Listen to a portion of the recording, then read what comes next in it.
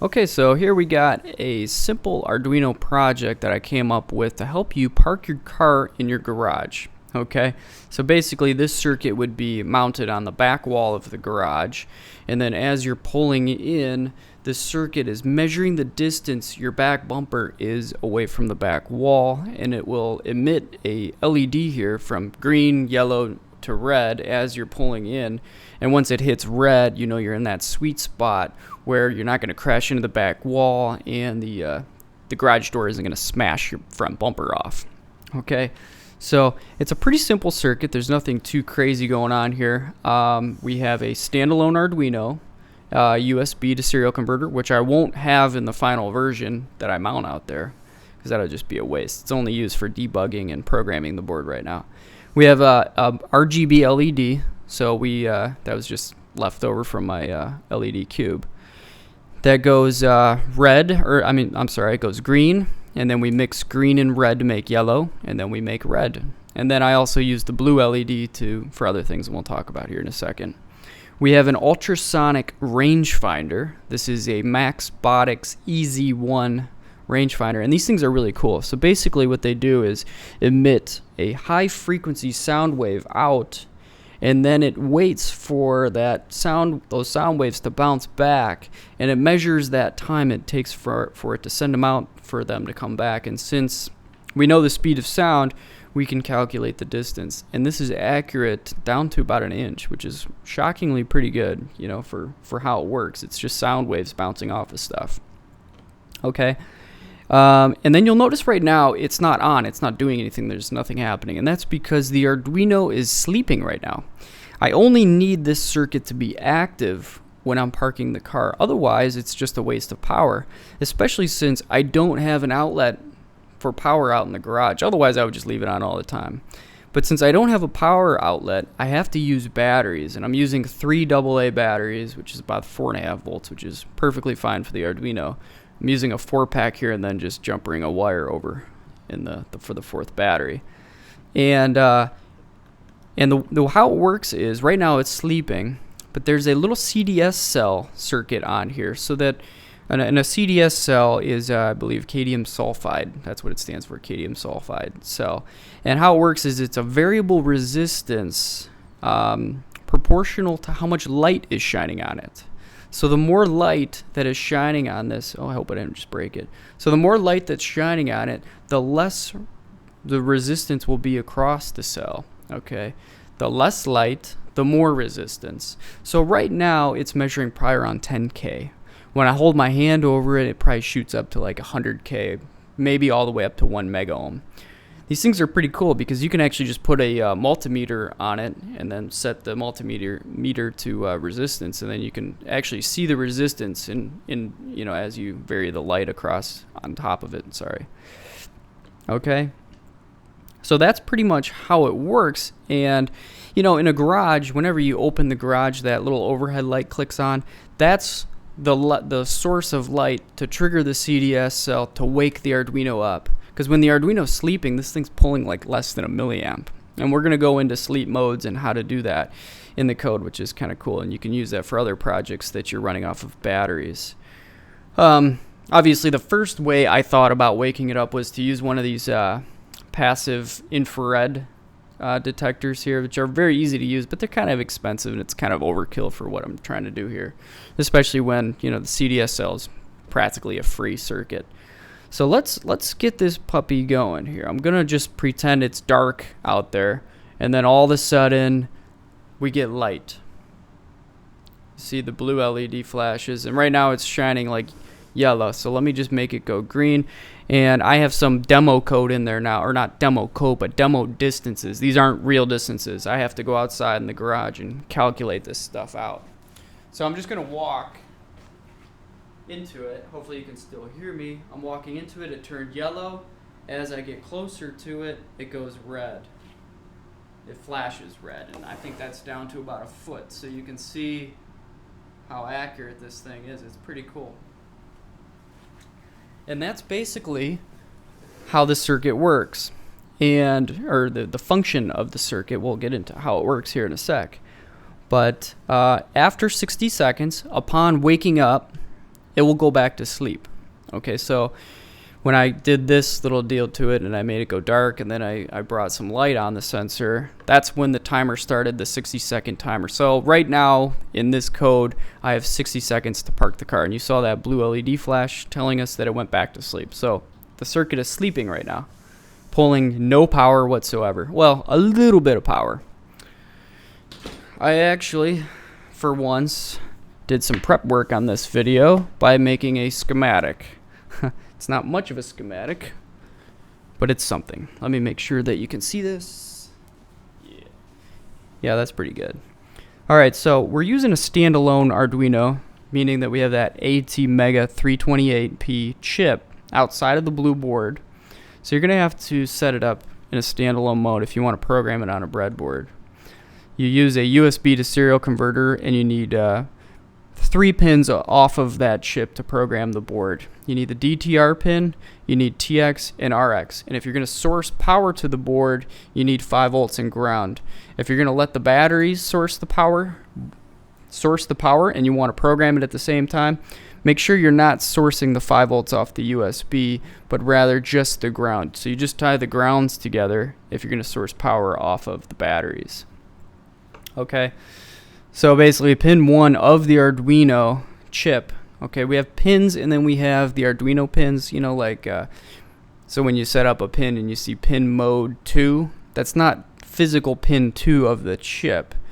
It actually goes, so if we go look at physical pins, it goes 1, 2, 3. On the one side it goes all the way to 14, but it goes pin 1 is the reset pin, so it doesn't count, and then it starts at pin 2 with Arduino pin 0. Hopefully that makes sense. So if I go like pin mode 0, that would be the physical pin 2. So it goes 0, 1, 2, 3, 4, and then your 5 volt and ground, and then some clock stuff. My bad. Okay. And so what you have here, though, on the reset pin is you want to pull it up to 5 volts with a 10K ohm resistor, so that that keeps it in a active mode. When you pull the reset pin low, that's what resets it. And then right here you have a 0.01 microfarad capacitor straight to the DTR pin, okay, of the USB to serial converter. And then you tie your TX and RX pins here. So pin 2, physical pin 2 is RX, physical pin 3 is TX. Pin 4 is the CDS input. That's the interrupt input off of the CDS cell circuit, which we'll talk about here in a second. Pin 5, pin 6 are the green and red LEDs. I'm using an RGB LED. This is a common anode LED, so that means you tie the anode to 5 volts, and then you're actually going to ground the green, the red, and the blue to turn them on. And of course, you don't ground them directly without a current limiting resistor. For this, we're going to use a 1K ohm on each line. So we have 3 1Ks on there. Okay, pin 7 is your 5 volts. Pin 8 is your ground. And anytime you have a power or 2 power pins like this going in, use a 0.01 microfarad capacitor across them to decouple it. So that's just kind of, you know, helps your supply rails and keep them more stable, because there is going to be a lot of noise. Okay, so we'll put 1 across there. Pins 9 and 10 are your oscillator input pins. This is where you put that 16 megahertz crystal. You put the 16 megahertz crystal right across pins 9 and 10. And then on each side of 9 and 10, you put a 22 picofarad capacitor to ground. Okay. Pin 11, we'll talk about here in a second. Pin 12 is the blue LED. Pin 13, we'll talk about here in a second as well. Okay. Up here is the EZ1 UltraSonic Range Finder. We're only using 3 pins off of this thing. It can output its distance using a pulse width. There's a pulse width pin, I think. And then you can also use the analog output. So it'll actually output an analog value from 0 to 5 volts proportional to the distance it's measuring. We don't care about that. I don't like to introduce analog circuitry in a digital type circuit like this unless I absolutely have to. This thing outputs its data serially. So you get the distance, you know, via a 9600 bits per second type serial connection. Okay, so anyways, first pin on that thing is ground. We're just going to ground it. Pin 2, or whatever that pin is, I don't know if it counts this way or that way, but the power pin off of this will go to pin 11 over here, because when this Arduino goes to sleep, we want to kill power to the EZ1. So we just source the power to the EZ1 off of the Arduino. So this is like a digital pin, and then we actually will power up the EZ1 via the Arduino. I measured the current this thing takes, during when it's active, and it's pretty low, so it's not going to overwhelm the Arduino. You wouldn't want to pull more than 20 milliamps off of a digital pin, and it's far less than that. Okay, the third pin is the TX pin off the EZ1. Now, in the datasheet, it claims that it's 232 type logic, which, you immediately think that's okay, because that's kind of what the Arduino's UART already is. And you think that TTL communication, which is transistor to transistor logic, or, you think that it's okay. So my first go at this, I connected this TX pin directly to pin 13, which I'm using as a software serial input. And I noticed I was just getting garbage data. And then upon further investigation, I realized that it's actually using like real 232 type levels, not plus and minus 12 volts like you would see like in a car or something, or like those old school serial ports. But you're seeing that the 0 volts is a 1 and the 5 volts is considered a 0. So it's inverted. So what I did is just make a simple inverter. So right off the TX pin of this, we go through a 1K, and then a standard NPN type BJT transistor, and this part number is 2N3904. So we have a base, the emitter, and the collector. We ground the emitter. The base is connected to the TX through a 1K ohm resistor, and then the collector is pulled up via a 10K ohm resistor to 5 volts, and then you also tap off of the collector and go to pin 13, and that will invert the logic here. So when you have a 1 here, it turns this transistor on, which pulls it down to 0. So you get a 1 input, you get a 0 out. If this is 0, this transistor is off, meaning that it's basically like an open circuit here, and this 10K pull up to 5 volts will make this a 1. So 0 gives you a 1, 1 gives you a 0. So it's a simple inverter. Okay, so that goes over to 13. Now let's talk about the CDS cell. And here's the circuit for that. So there's 2 pins on the CDS cell. It's just like a resistor. And in fact, that's kind of like the symbol. It's like a resistor with a circle and then the light shining it, varying the resistance. So we have it connected to 5 volts to the base of a... And this isn't, sorry, my marker's dead. But you connect it to the base of another NPN type transistor. And this is a BJT again, bipolar junction transistor. It's 2N3904 type, same type as here. And it doesn't have to be a 2N3904. It could be any type cheapy little low power signal transistor. So we connect it to the base, and then we also connect a 10K. So we're creating a voltage divider here to the 10K. And I noticed, like, out in the garage, we get about 50K here. And then you create this voltage divider between the 50K and the 10K. And when you create that voltage divider, because remember, when it's dark out, it's a high resistance. So this transistor will be off. Okay, there'd be a very low voltage here, so this transistor would be off, meaning it's being pulled up, this pin here, which is pin 4. I think I just made that worse. This is pin 4, is being pulled up to 5 volts. So when this transistor is off, this signal is high on pin 4. As soon as you get a little bit of light in there and this resistance lowers, you start developing a voltage here. And as soon as that voltage exceeds like 0.7 volts, because that is the voltage drop from my base to my emitter, the transistor will turn on. It will saturate this, and you'll actually get this to pull down, and this signal will go low. Okay. Now, it's not as simple as that. If you're gonna build this type of circuit, this type of light sensor that's very digital, not linear, because you don't want it to like turn the light on and it be like somewhere like in the middle, like a 3 volts or something. You know, you really want to saturate this transistor so that it just, bam, it's like a short circuit there. To do that, you really got to play around with this value here, this 10K right here, and it kind of depends on your CDS cell. Okay, you might not have the same cell as me, so you play around with those two values, and I wish you could calculate it out, and I sort of did. You create this voltage divider, and I did some calculations here, and I got it pretty close. Popped a 10K in there, and it works good.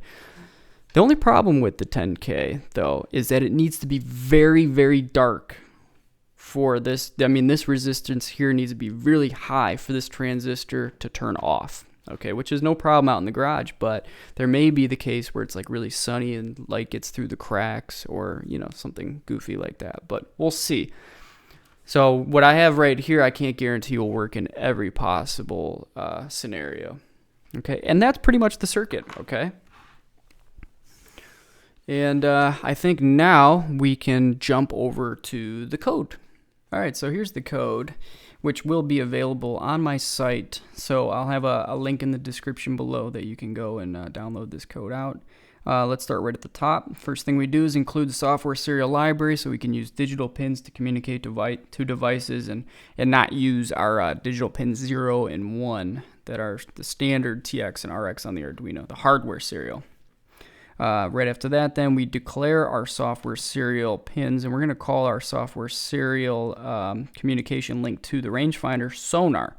So don't get mad at me for calling it sonar. I know it's not the same as ultrasonic, but whatever. We're using pins 5 and 6 for this. Pin 5 is where we're actually receiving the data. Okay. Pin 6 is actually not used because we're not communicating to the rangefinder. We're just receiving data from it. So pin 6 can be used for whatever you want. In fact, I'm using it to drive the blue LED. Okay. Right after that, we set up some variables, blah, blah, blah. We have a subroutine in here that's got nothing in it. It's called wake up, and we'll come back to that later. Then we jump into the setup. Okay. Set up the hardware serial, 9600. We're going to use that for debugging and printing off the actual distance on our computer so that we can sort of figure out what the sensor's reading in. Then we can change the code so that we can set up the green, yellow, and red LEDs appropriately. Right after that, then we set up our LEDs. So we got the green, the red, the blue, all as outputs. And then since these are common anode type, this is an RGB LED, so the anode's tied to 5 volts. Cathodes are tied to each pin. We actually have to ground the pin to turn it on. So we turn them all off by driving all of these high. Okay, so then what we do, pin mode 7 output. Pin 7 was the pin that goes to the power of the rangefinder. So we have to declare it as an output, and then we turn it on by writing that pin high. And then we actually set up the communication, or start the communication to the rangefinder, which is at 9600 bits per second. Keep going. We have a routine here called go to sleep. Skip that because it's not going to go right into that. It's going to jump down here to loop, void loop. Okay. We have immediately in void loop a while one loop. And a while one loop means that it cannot get out of it unless you break it, unless you use the command break. So we jump into this loop and we have sonar data. This is a variable. Which is getting loaded with the sonar.read. So it's reading from the rangefinder, and it's reading everything, garbage, everything. Okay. As soon as that variable is equal to 82, which is the ASCII character for R, okay, the integer value for it, I should pull up an ASCII table. Yeah, whatever. So as soon as we read an R off of that data, which is an integer 82, then we come into this. If not, if we don't ever do that, this loop just continues to repeat here. Oops, sorry, let me go back up here. Where am I at? I'm right here. Okay, I'm trying to find the other side of this. Just give me, I thought it should be right there. Yeah, they're right there. That was kind of weird. So if it doesn't read an 82 here, it'll just continue the while loop. Okay, it just keeps going in it, but I want it to be stuck here and not do anything else. It just keep reading the data, and as soon as it hits 82, then jump into this, okay? And then we do a little bit of a delay here, and you can read all of this, and hopefully that explains it a little bit better. Then we do a delay, and the rangefinder then, so it sends out an R, and then it sends out the hundreds number, then it sends out the tens number, and then it sends out the ones number. And these three numbers make the 3-digit value for the inches it's reading, followed by a carriage return byte. Okay, so in total there is 5 bytes of data. So the first byte we read in was the R, then we have a little delay here, let the buffer kind of build up, and then we read in the hundreds, the tens, and the ones, and then the carriage return. So once we read all those, we check to make sure that the return byte was equal to 13. Okay, that's what the integer value for an ASCII character return is, 13. Okay, otherwise don't do anything. That means if this wasn't equal to 13, that means the data was garbage. So don't do anything. It's kind of like a checksum. So we're making sure that the data we got is good. Okay, and if we don't get anything off of that, let me just go here. If we don't get anything off of that, just break the while loop and then restart it. Okay, that means the data was garbage, and we'll use what we had before and then jump back into it. Okay, but if it was good, which it usually is, it'll jump in here and do a little bit of math on those numbers. So we have a hundreds place, a tens place, and a ones place variable here. The first thing we do is subtract 48 from that value. And the reason we do that is because the ASCII characters for numbers are all added to 48. Okay, so what that means is if you get an ASCII character as a 0, it's a character, and you get a 0, you're actually going to get 48. So that's why I subtract 48 from it. So the number 1 would be 49. So that's why we take 49. We say this was a 1. We get 49 in. We subtract 48. We get a 1. Multiply it by 100, and that makes that hundreds place 100. Okay, the number is equal to 100.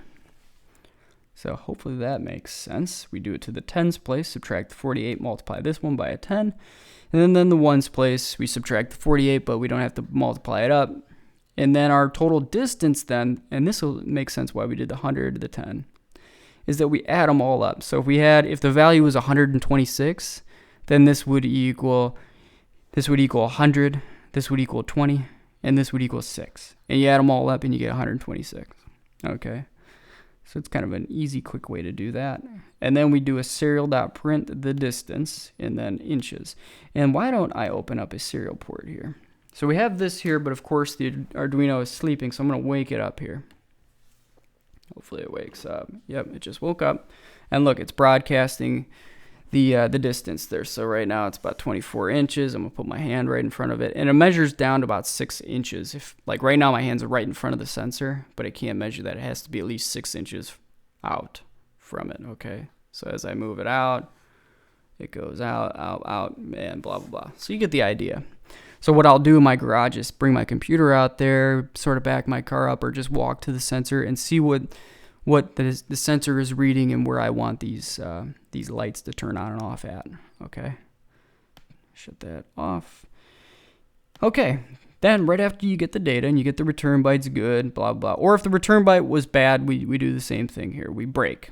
Okay, that means, see right before this, in this loop, so if the data came in, if we got an R, no matter what, you're going to break out of the while loop. See this break here? Breaks you out of the while loop. So now instead of looping right here, my bad, instead of looping in the while loop and jumping back up, as soon as we hit this break, it jumps us out, and now we're right here. So we'll start executing code here. And this is the part of the code where I call the distance checker. So now we have a distance, and this is 36 inches. So if anytime we're greater than 36 inches, turn the green LED on, which is pin 3, make low. Okay, that's how you turn it on.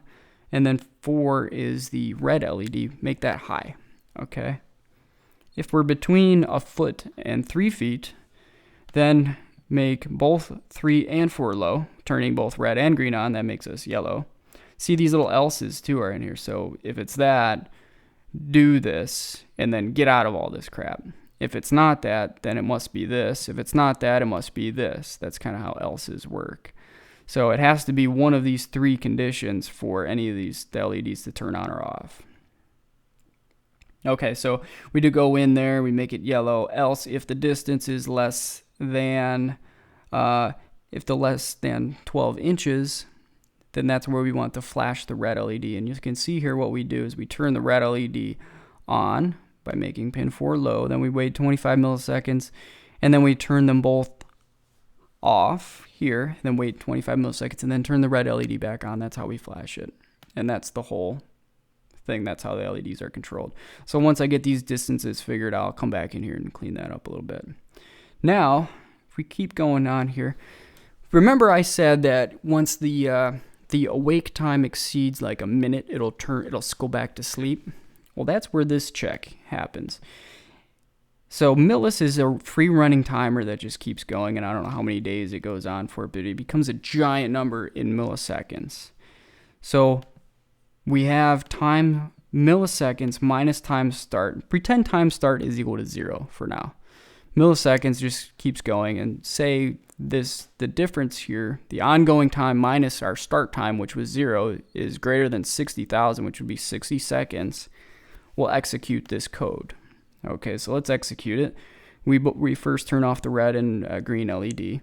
Then we flash the blue LED just so we know, hey, I'm about to go to sleep. And then we call the sleep function. So go to sleep. Let's go up to go to sleep now. Okay, right up here. Void go to sleep. Right here. First thing we do in here is turn off the rangefinder. So we make digital pin 7 low. That's the power to the rangefinder. Turn it off.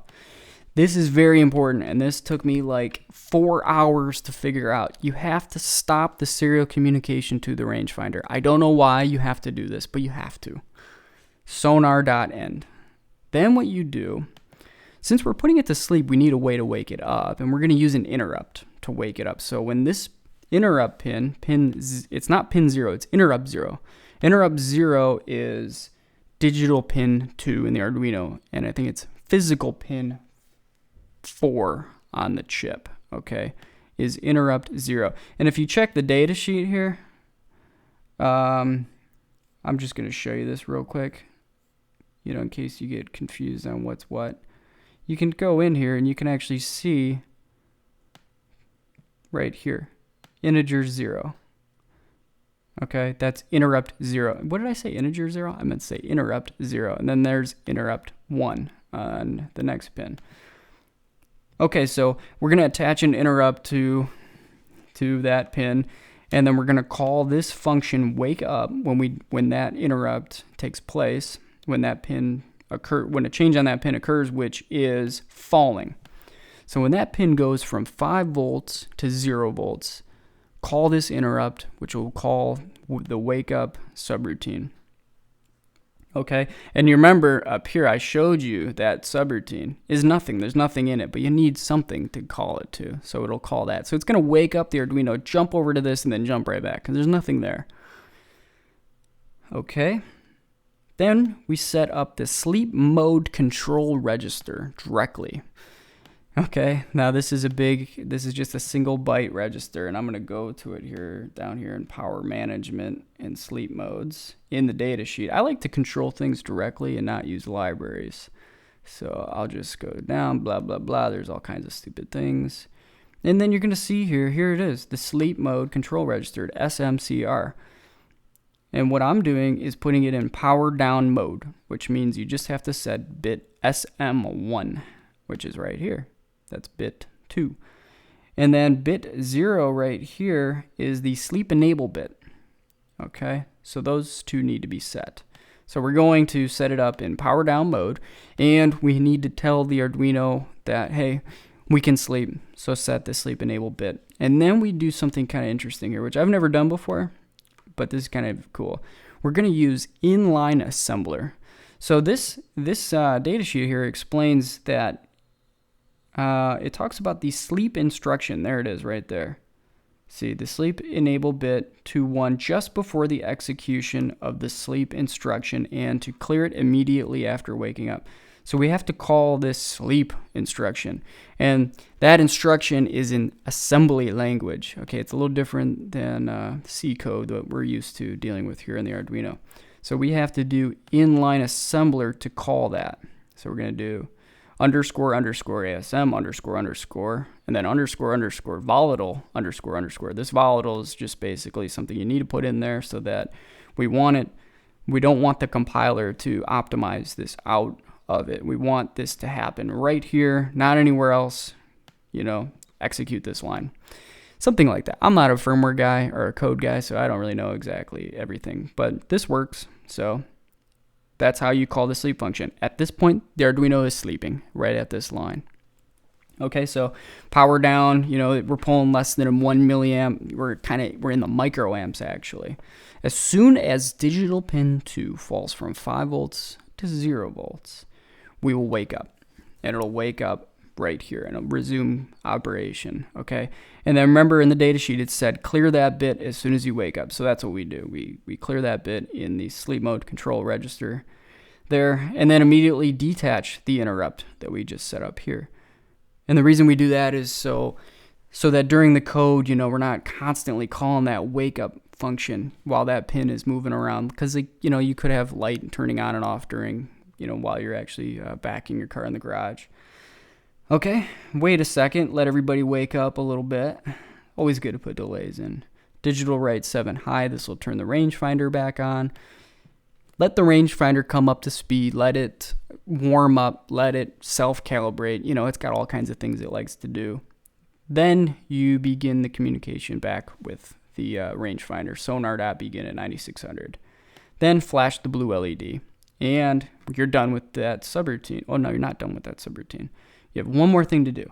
Time start is equal to milliseconds. So we're time stamping the current value in milliseconds that the free running milliseconds timer is going in the Arduino to time start. So this is what I was saying before. Assume this is 0.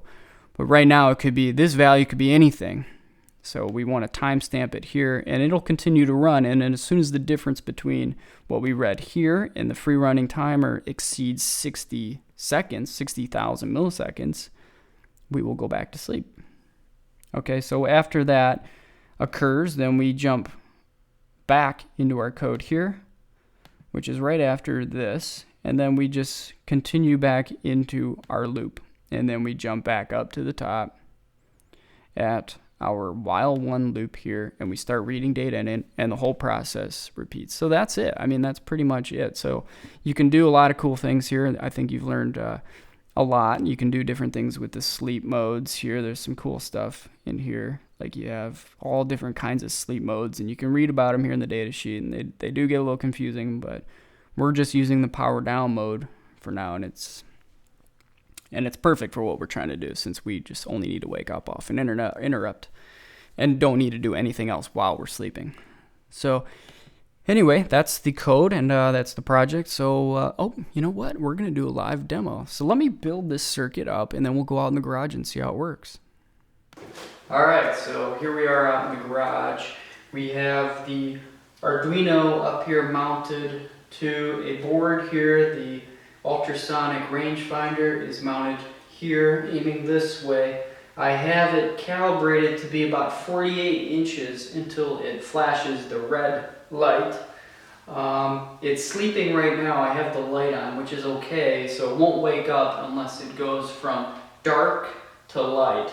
And that's what actually wakes it up. It's on a falling edge, okay? So what I'm going to do now is turn the main light off, and it'll be pitch black in here. And then I'll open the garage, and that would simulate the garage opening as if I were backing in. And then I'm going to actually pull the car out and then back in, and then hopefully that red light starts to flash. This is my first go at it, so I'm a little nervous, and I put a log down underneath here just in case this thing malfunctions and I trust it too much. So, which is something I recommend you doing if you do decide to do something like this. So let's try it out. Pitch black. So I woke up.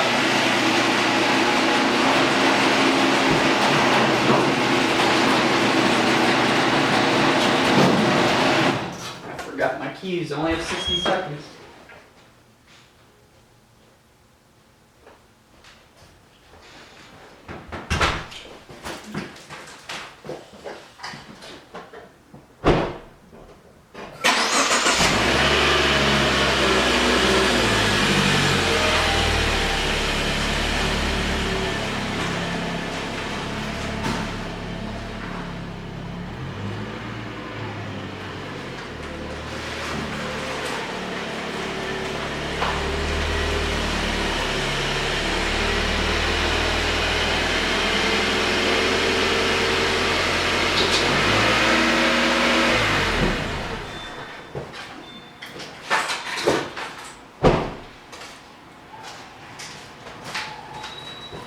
Wow, that worked out perfectly.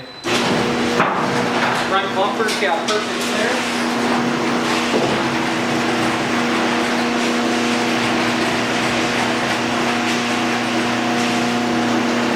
Okay, front bumper has perfect clearance. We stopped perfectly at 48 inches. We did not hit the log.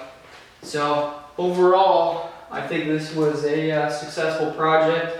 We did notice the blue light flash and then the LED turning off, indicating that the Arduino is now sleeping, pulling less than 1 milliamp. So we're in the microamp, so these batteries should last months. And that's the project. Thanks for watching.